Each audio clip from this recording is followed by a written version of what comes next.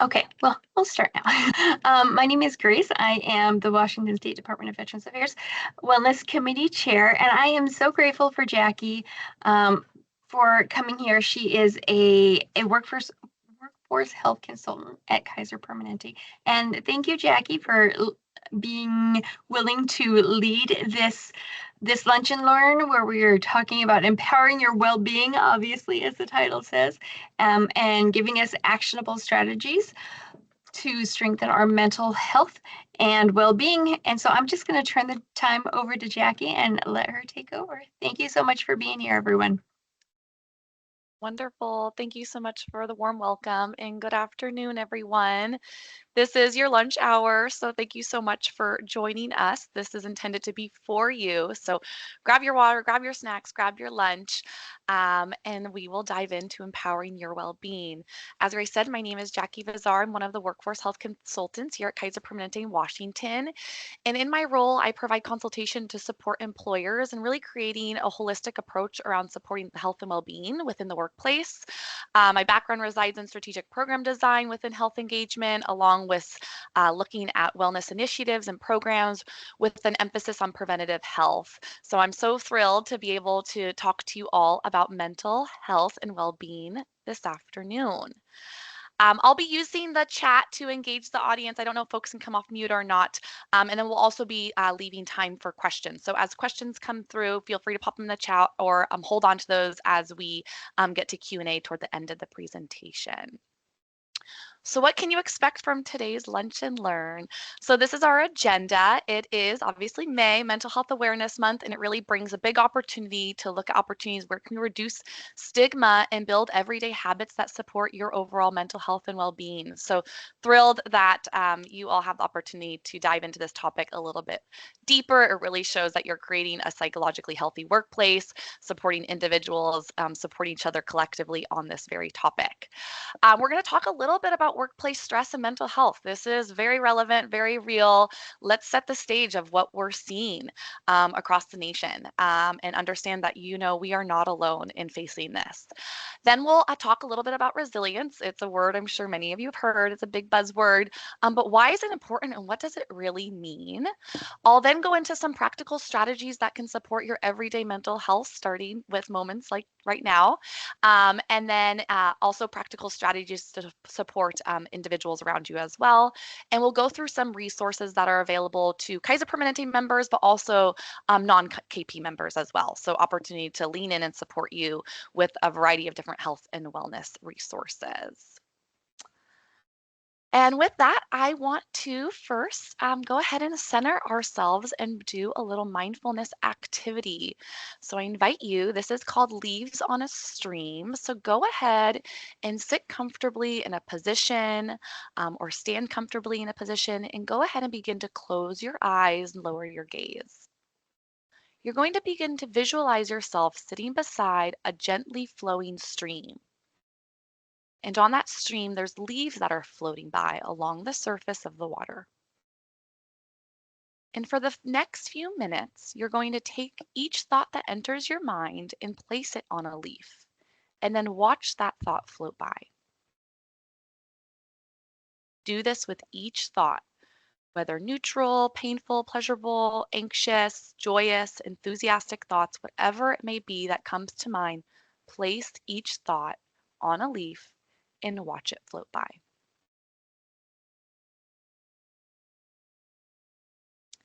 If your thoughts momentarily stop, continue to watch the stream, and sooner or later, another thought will begin to appear. Allow the stream to flow at its own pace. Don't try and speed it up or rush your thoughts along. You're not trying to rush the leaves along or get rid of your thoughts. You are simply allowing them to come and go at their own pace.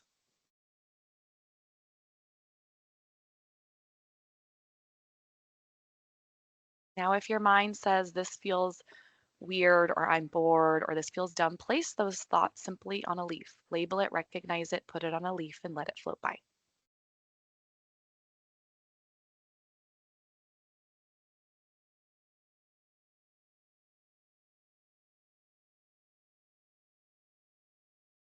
From time to time, you might find that your thoughts hook you and distract you from being fully present in this visualization exercise, and that's totally normal.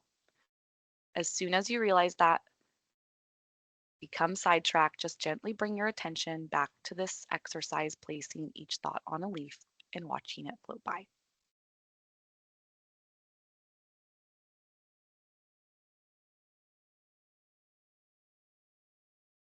I invite you to take a few deep breaths here. Inhale through your nose, exhale through your mouth, drop the shoulders, relax abdomen. Take 2 more big deep breaths just like that.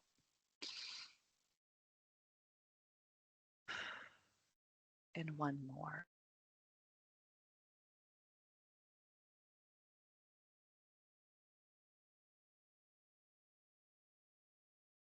I invite you to slowly begin to open your eyes, raise your gaze.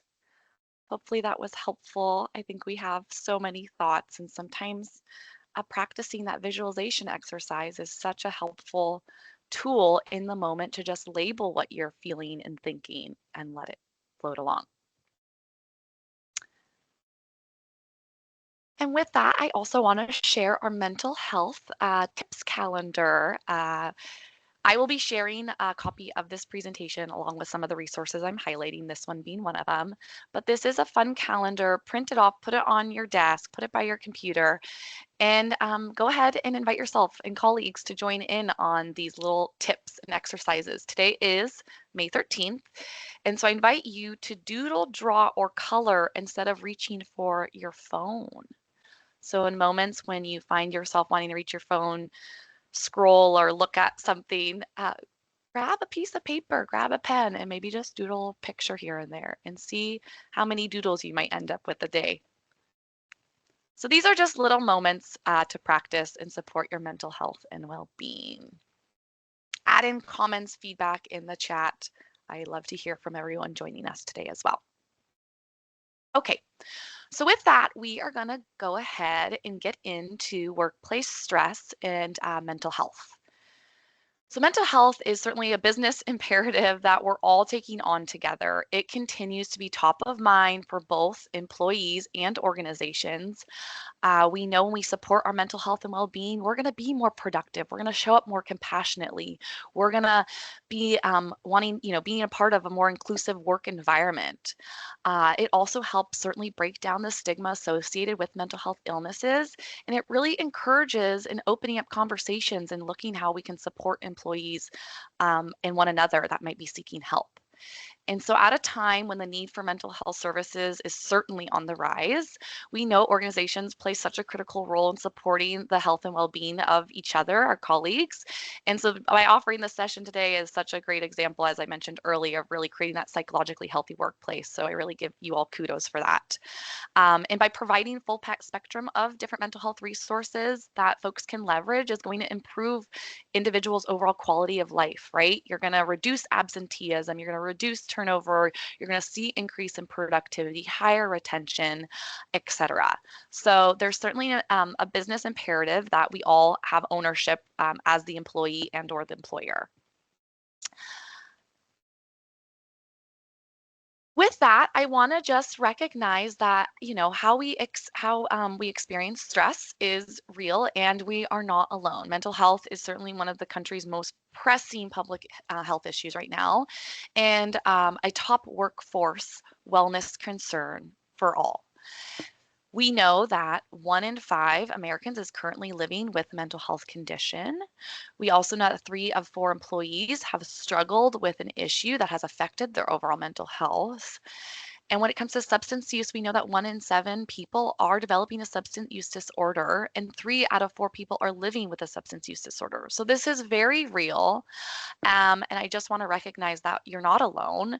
I think we all know someone that falls in one of these quadrants. More than 4 in 10, so 40% of the US adults actually needed substance use and mental health care, but didn't go and get the care because they felt maybe barriers or there was this stigma. And so I think it's just important to recognize that this is a pressing concern. It's very real, and we're not alone in this space in experiencing stress. Now, the next question might be, well, when I think about, because again, this is for you, empowering your well-being, so I want you to put on your hat. When it comes to stress, we all deal with a little bit of stress. That's part of day-to-day life. Obviously, we know too much stress, chronic stress, can lead to other things, of course. But when it comes to the top 5 stressors, these are them. They come down to money, right? Financial well-being, work, your purpose, health concerns, whether for yourself or others, relationships, social disconnection, loneliness. There's this whole epidemic right now in this space around loneliness. Folks are craving connection and community. And then the 5th one being around the global and political climate. So think about, when it comes to your stress, go ahead and just write it on a piece of paper. What is your top stressor in this moment right now of those 5?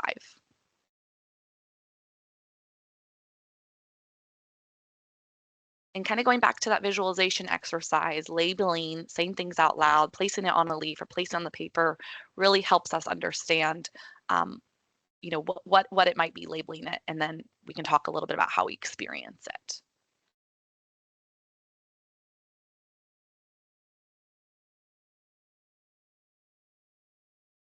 So when it comes to those top 5 stressors, you've kind of put down what your number 1 is right now in this moment. How are you experiencing stress? Is it a combination of emotional and physical signals that your body's sending you? Is it predominantly one over the other? This lists some common emotional responses to stress along with physical. We experience stress physically and psychologically or emotionally. Oh, I think I hear someone in the background there. Did they have a question? No, I think it was just background noise. Okay. I got it muted. Okay, thank you. It's important to pay attention to how you're feeling when you are stressed, right? So your partner knows, your colleague knows, I think, they can maybe do a little check-in with you of what's going on. They realize maybe you're a little short and it has nothing to do with you not being engaged in the work assignment, but you're feeling a little bit stressed. Maybe they can tap into that. We know that experiencing now prolonged periods of stress where it impacts our emotional and physical health, it can take a negative toll on our health, right? When you think about heart disease, when you think about high blood pressure, or a weakened immune system, a lot of sick days. So I invite you to, we kind of painted the landscape of workplace stress, mental health within, what we're seeing in the country and how it's very much real and very relevant. Then you identifying what are your top stressors right now, as well as you being tuned into how you experience stress. And when it comes to prolonged periods of stress, you might be familiar with the term burnout. Burnout is a worldwide occupational phenomenon. It was actually coined back in the 70s to really describe the consequences of severe stress in high ideals and kind of helping professions. Now, experts don't always agree on maybe, what burnout actually is, because it's not exactly clear what burnout is and how it can be diagnosed, but it is also not possible to say, how common it is. So while burnout is certainly a term used frequently, employee burnout is a worldwide occupational phenomenon and is defined as a syndrome resulting from chronic workplace stress that hasn't been successfully managed.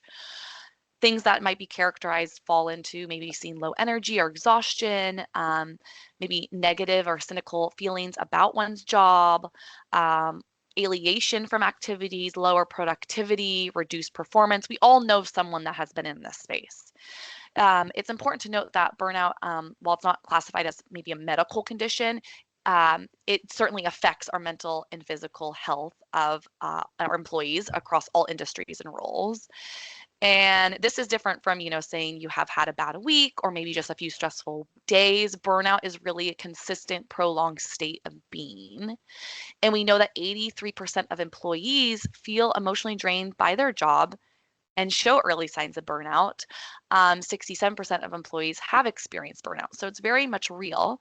But we also know that employees that feel supported, feel that they're well engaged, feel that their mental and emotional well-being are taken care of through their employer are going to see a higher return within their workplace productivity. So how do we cope with stress? When we all have some type of capacity of stress, maybe some of us are dealing with burnout. How do we cope with it? Well, that's really where resilience comes into play and is so key. So what is resilience? We hear this word often, but I want to read you the definition. So resilience is the inner strength that helps you bounce back after a stressful situation. When you are resilient, you can recover more quickly from setbacks or difficult changes, including illnesses. So, of course, stress, all of these things are real, but what can we do to build our inner strength to help us bounce back a little quicker from stressful situations that we're all going to encounter? So, we know resilient employees are going to be better able to cope with stress and less likely to suffer from burnout that I just described earlier. And building resilience may take certainly just gradual small changes in your outlook on life. After maybe careful self evaluation, you may be able to begin to see this shift on your own, or perhaps you start working with a counselor, or you already are working with a therapist that can help you in this space.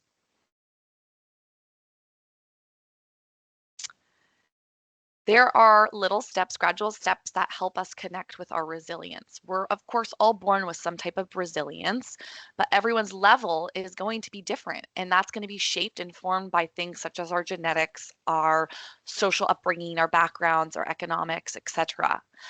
But we know people can strengthen their resilience through coping tools and strategies throughout their lifetime. And that can turn things around in those challenging times. So let's walk through what are some of those. First, one here is accepting that things can change. So view change as a challenge rather than a threat, right? See it as a challenge rather than a threat, and begin to make that shift. Examine how and why you feel the way you do when things change. Again, going a little bit deeper. What's your top stressor? Why is that your number one stress? Going in deeper and really examining kind of why that might be. And then accept things to work out. And then also accept that there's things that we can't change, of course, but you can, to some degree, change about how you feel about it. So again, accepting that things change. The second one here is around seeing the big picture.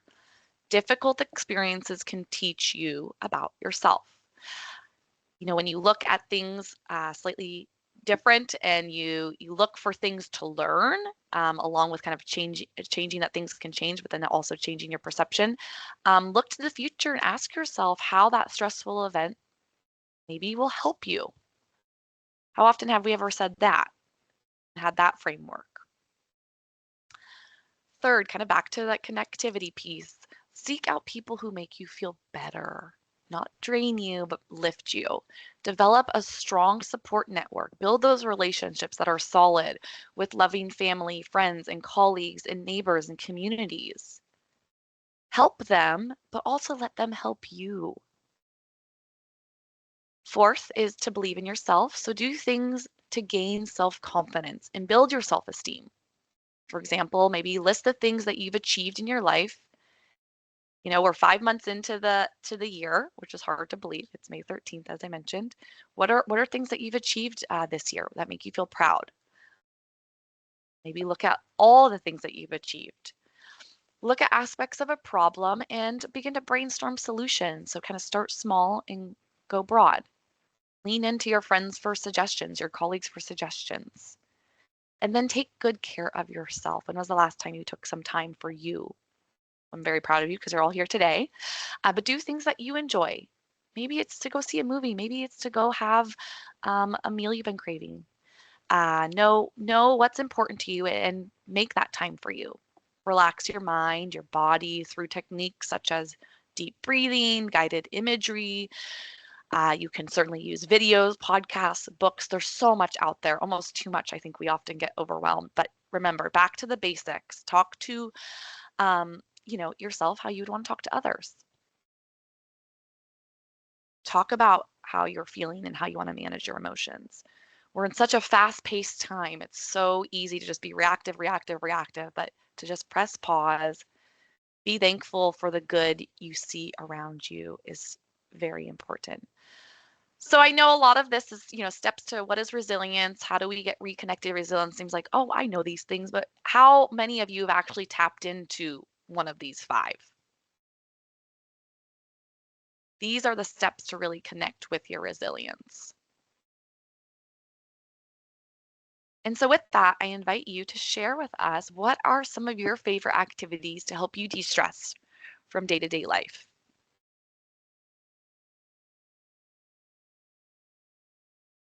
Go ahead and type those in.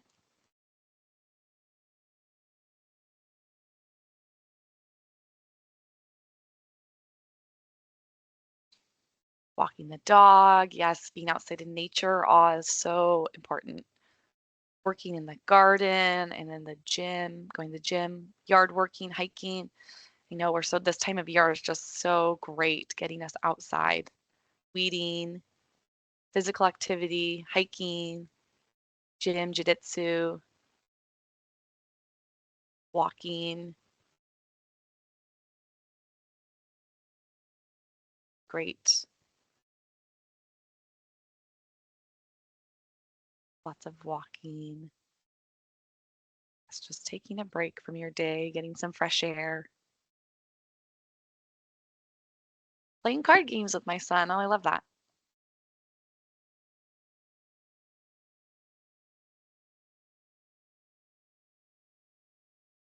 We have a good group taking care of their physical well-being, getting lots of walking and hiking.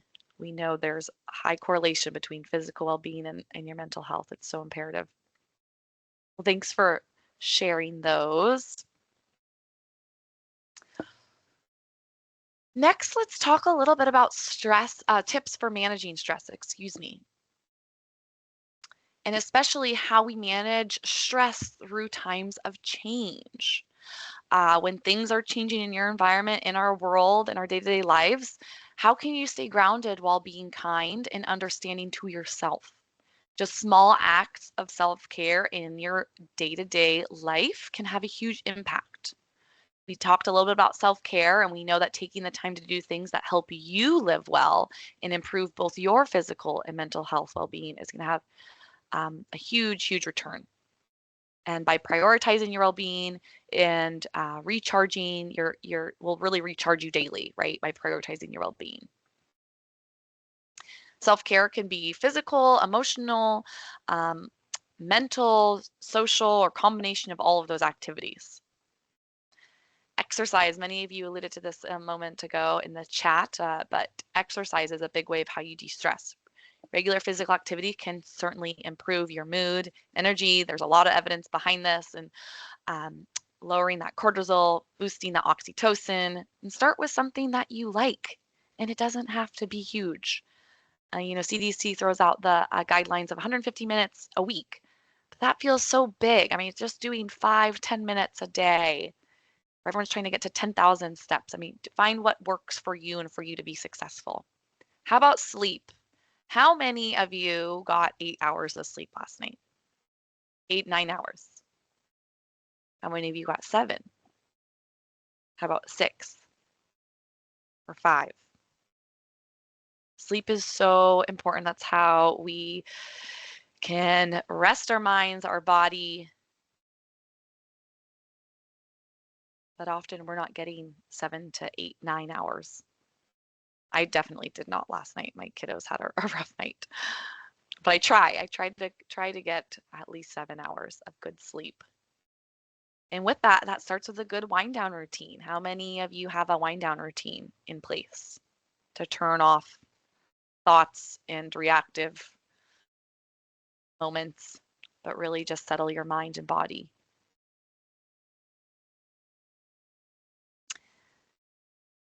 Fuel, eating healthy nutrition, eating nutritious meals and staying hydrated throughout the day. This is so imperative in how our body manages stress. Sure, we've all had it when are feeling a little overwhelmed and stressed and have had so many things coming at us. You forget to eat and you forget to drink your water. And what happens? Blood sugar crashes, you immediately get a headache, you're grumpy. These things are so, so important. Back to connection, spending time with family and friends and people that bring you joy. And maybe if you're someone who just moved here or you find that you don't have a lot of support locally, think about joining a group or a club that aligns with your interests and hobbies. There's so many out there, and this time of year is always a nice way to get mixed and mingled with folks coming out of our winter hiatus into spring. And then, of course, professional help is there when you need it, right? Always. If you're experiencing severe or distressing symptoms that have lasted 2 or more weeks, it might be a good time for you to talk to your primary care physician and work with a mental health professional. There's a lot of different ways how you can interact with those um, individuals from your care delivery team, whether virtual or in person.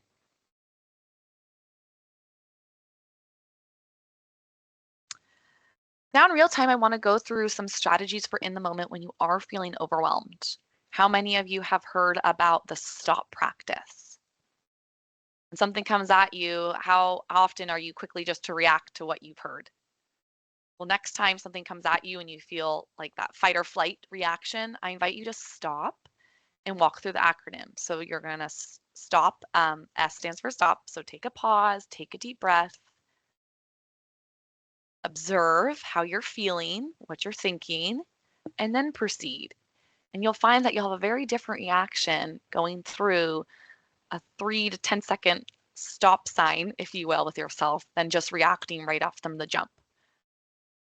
Whether it's through communication verbally or non-verbally, however it may be, next time that comes up for you, that feeling, think about this stop sign and go through stop, take a breath, observe, and then proceed.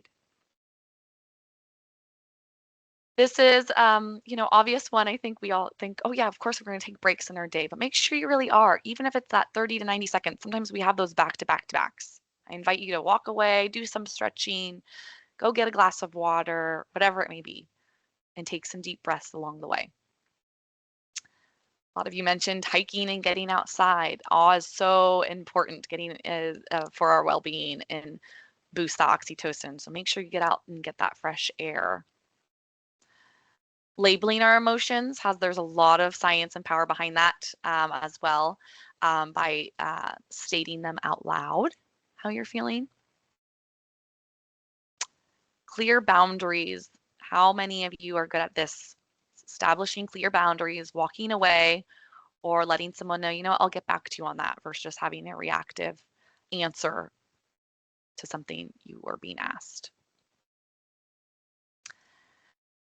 And then this is big, multitasking. So many of us are challenged with this on a day-to-day basis, but I invite you to organize the chaos around you and tackle your priorities one step at a time versus juggling all 10. You'll find that you're going to be more efficient and more effective if you approach it that way.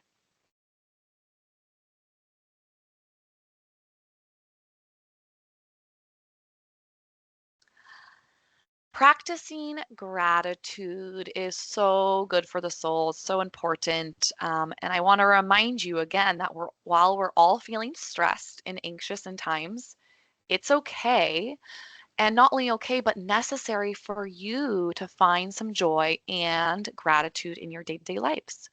So daily gratitude practices can be as simple as writing 3 things down that you're grateful for, before you start your day or perhaps before you go to bed. Maybe reaching out to somebody that's been on your mind. I encourage you to include at least one thing for which you're grateful for about yourself right now. Go ahead and write that down. Label it, write it down. What are you grateful about yourself in this moment right now?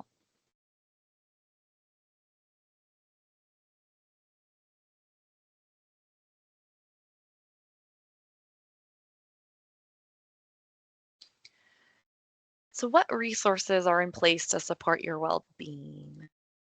There's so many. This here is looking at Kaiser Permanente integrated system, recognizing that, mental health can't not be treated in isolation. And that goes for everyone, all of us.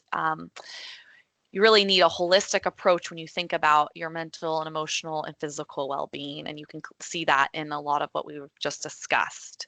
But we offer a variety of different tools and resources to be in partnership with your care delivery team, whether it is, utilizing one of our digital apps, or maybe you want to join a class either virtually or in person, or you know what, you just want to hop on the phone with a coach. That's how you want to be met with tackling maybe stress management or anxiety, whatever it may be. Or you are wanting to engage in individual group therapy. Of course, then psychiatric and medication treatment, along with intensive and outpatient services are readily available, along with residential care, hospitalization, and emergency care when needed. But I think regardless of whether you're a KP member or not, this just really illustrates that, back to kind of well-being and the wellness wheel, that you really need to have that holistic approach and have different tools and resources to support you. It's not one or the other, but really in collaboration to support you. I did just want to lift and highlight the tools around the wellness space we have for KP members, Calm and Headspace. They're free to KP members, and they're really nice tool to support you maybe around meditation or sleep story. Calm is great. Headspace is working with a coach through cognitive behavioral therapy. So what does that mean? You go in the app and you can kind of select, I want to work on stress management, or I want to work on my anxiety. You'd be paired with a coach to meet with digitally via text. And they would provide you kind of different like worksheets or homework, if you will, to help you give, again, the skills and build your toolkit to support you in that space. These just kind of represent a suite of resources varying on the needs and lifestyles and learning styles that we all have, depending on what works for you. I mentioned earlier the wellness coaching by phone. If folks wanted to engage in that space, they have opportunity to on a variety of different topics, working with a licensed clinician there. This is a wonderful website available to all. It's our national campaign, Kaiser Permanente's public health awareness effort to really normalize talking about mental health. And it features information to help everyone learn how to start conversations, how to connect to helpful tools, to online communities, to find support for themselves or maybe for others. Maybe it's for your children or teenagers or adolescents. There's a lot of robust information in this space to help build resilience, reduce stress. There's some great screening tools, and we have it both available in Spanish and English. So I invite you all to check out findyourwords.org, and you can learn about ways you can support yourself, loved ones, and your community. We talked a bit about stress. So what are some resources to support your everyday stress management? I have this hyperlinked here. Again, I'll be sending this deck out so you guys all can visit. But that's a really great link with some helpful tips. We also have a community resource directory available to everyone. So you would just put in your zip code and the resource you might need more support on, because at some point in time, we all are going to need a little more help. Maybe it's around transportation or groceries, whatever it may be. You can access our community resource directory, or if you are a KP member, you can call our resource specialist at the phone number listed here. There's an interactive quiz about how well you bounce back to stress. So going back to what is resilience, you can kind of see where you're at. Go ahead and give that a go if you're interested. And then we talked a little bit about the impact of nutrition and food and hydration. There's a nice article about the top 5 foods and supporting for stress and reduction. I, of course, want to also highlight NAMI along with the National Suicide Prevention Lifeline, also utilizing your EAP resources, along with what your health plan might have provided for you. I realize one of these webinars is happening like right now. So if you need to jump, do. But Navigating Depression and Anxiety with Compassion, that's being presented by Calm and NAMI this afternoon from 12:30 to 1:30. And then we have a brain health. It's one of our Here's to Your Health webinars, open to all. We focus on different health topics and bring it into multilingual physician talks. So we have that coming up in Chinese and Mandarin on the 19th, and English on the 20th, and then on Spanish on June 3rd. So if that's a topic of interest to you, we have some wonderful physicians leading that 30-minute conversation on those following dates in those languages.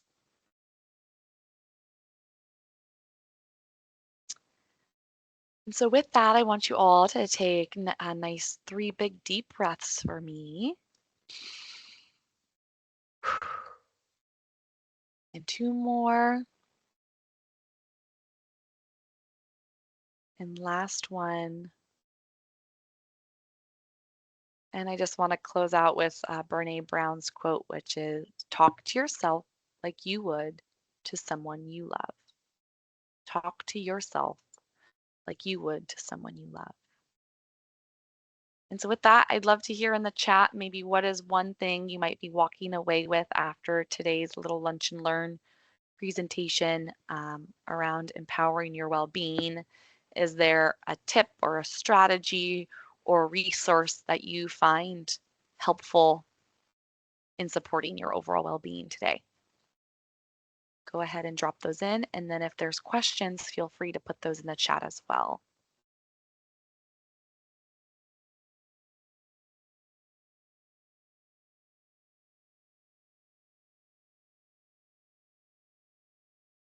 The stop strategy, great. Connecting with others. The stop practice. Oh, I love that. Grace is already on it.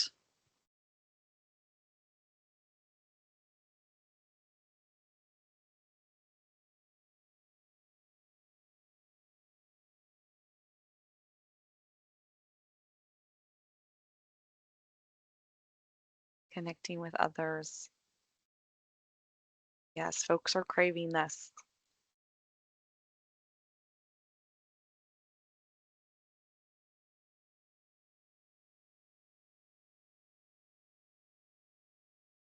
The others.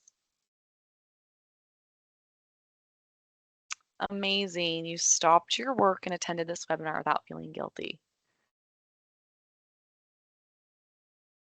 Yep, this is for you. Again, a lot of these things that I went through, it's intuitive, we know, but when we really sit back and digest what we're hearing, and now I'm putting it on you to put this in place because we know actions are going to speak louder than my words. I invite you to do so. But the first step is giving yourself the space and time to engage. So that's amazing. And again, kudos to this agency for creating this space to talk about mental health, being that it's May Mental Health Awareness Month, really reducing that stigma, creating that psychologically workplace. It's very important. Yes, thank you for attending. We love feedback. If there aren't any questions, I'll turn it back to you, Grace. Thank you so much, Jackie, for coming and for facilitating this. Like, even the way that you present is so calm and so relaxing. I was like, it just feels good to hear this and to listen to her voice. So we don't yeah, want you leaving this meeting or this lunch and learn stressed by any means. No. Yeah, no, it's good. Sometimes when I present, I'm a little bit like, "Ah!" So yeah, it was very lovely. Thank you so much. And yeah, thank you everybody for coming. As Jackie said, and as I put in the chat, we love hearing feedback. And on this, you can also, if you're outside of DVA, you can get added to our Lunch and Learn mailing list. So thank you very much and have a wonderful rest of your day. Thank you. Thanks all. Thank you. Thank you.